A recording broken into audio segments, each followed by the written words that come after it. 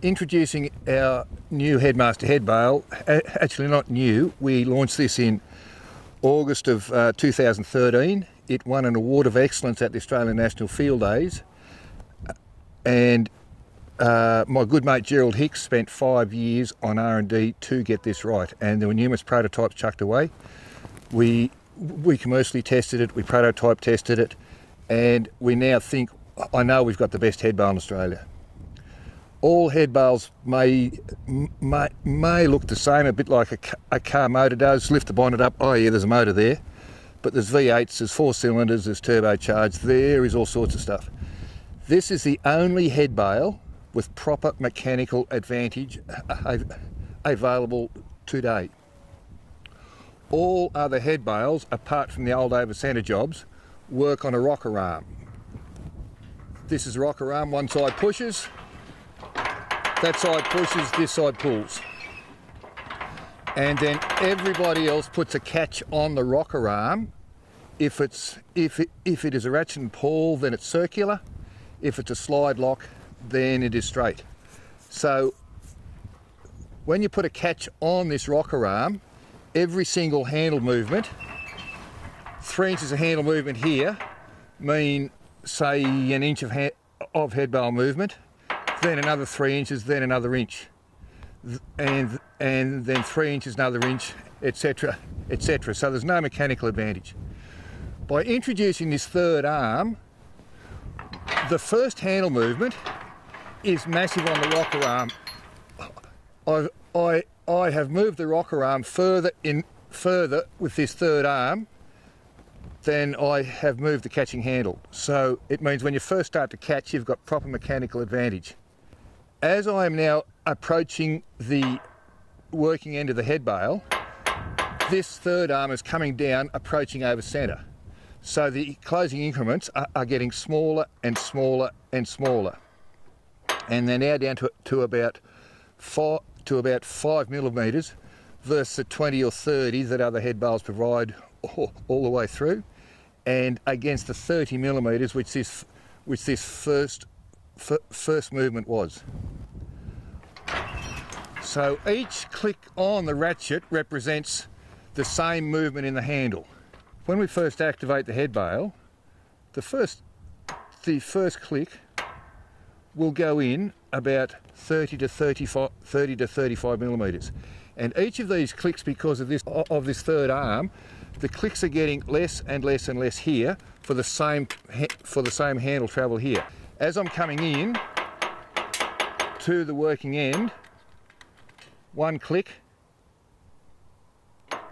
is 8, 6, 5, 5, 4, 3. So for the same amount of pressure here, there's a ratio of 6 to 1 between when it first activates and the working end. That means that this head bale, for a given movement of this handle, will move 3 times as quick when you first start it, which means it's pretty rare to get a beast burst through the head bale. And then at the closing end, you've got 3 times the pressure. Now, available. It doesn't mean you have to put that much pressure on, but it does mean that somebody with limited strength can catch and hold an animal securely. When I go to catch my bulls, I'd like this over centre to kick out further on. So if I've got the bulls in the yard, about to run the bulls through, all I'll do prior to catching the bulls is change that head bale setting, and this clicks into over centre way much earlier. So that's coming in the 5 millimetre increments way out here. So I'll just move this head bale one click, and so I've got mechanical advantage out here when I'm catching my bulls, because the bull's neck's like that. 90% of the work will be done on the centre setting, which is your steers, cows, stuff between 400 and 600 kilograms will be done here. Now note the head bale goes in further than the bulls. I'll just repeat that. That's on the calf setting, on the calf plus the weaner setting, and it's quick to change. I'll just demonstrate this with the best thing I can think of. This This football is pumped up tight. I weigh about 100 kilograms.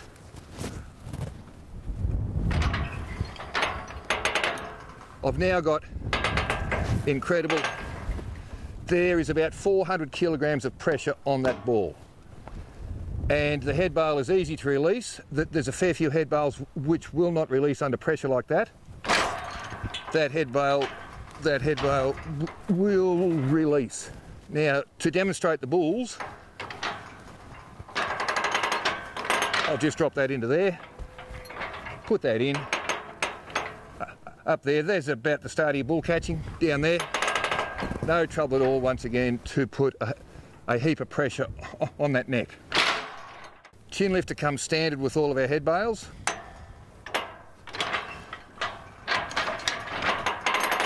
Now, these stabiliser bars prevent any outward movement under pressure.